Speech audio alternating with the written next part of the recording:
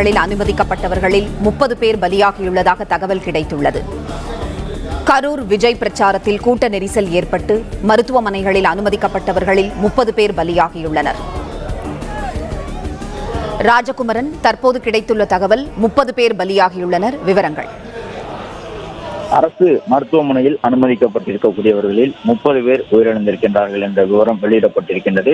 அடுத்தடுத்து உயிரிழப்பினுடைய எண்ணிக்கை அதிகரித்துக் கொண்டே இருக்கின்றது. மருத்துவமனை வளாகம் முழுவதுமாகவே மரண ஓலம் கேட்கின்றது.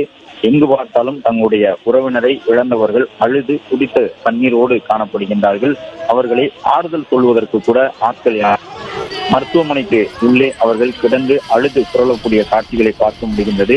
ஒரு பக்கம் உயிரிழந்தவர்களுடைய உறவினர்கள் அழுகின்றார்கள், மற்றொரு பக்கம் தங்களுடைய குடும்பத்தினரை உள்ளே அனுப்பிவிட்டு அவர்கள் உயிரோடு இருக்கின்றார்களா இல்லையா என்ற விவரம் கூட தெரியாமல் அவர்களுக்கு இப்போது என்ன ஆகிவிட்டது என்ற பரிதவிப்போடு மருத்துவமனை வளாகத்திலே கிடந்து கதறக்கூடியவர்களுடைய அழுகுரல் சத்தம் ஒரு பக்கம் கேட்க கொண்டிருக்கின்றது. அரசியல் நிகழ்வுகளில் இதுவரை தமிழ்நாட்டில் இல்லாத ஒன்றாக இந்த நிகழ்வு நடந்திருக்கின்றது. இந்த துயர சம்பவத்திலே இதுவரை 30 பேர் உயிரிழந்திருக்கிறார்கள்.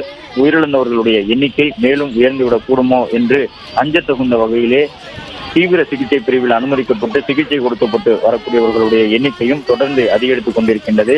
இந்த உயிரிழப்பினுடைய எண்ணிக்கை மேலும் ஏறக்கூடும் என்று சொல்லக்கூடிய வகையில் தான் அவர்களுக்கான அந்த சிகிச்சைகள் தொடங்கி நடைபெற்றுக் கொண்டிருக்கின்றது.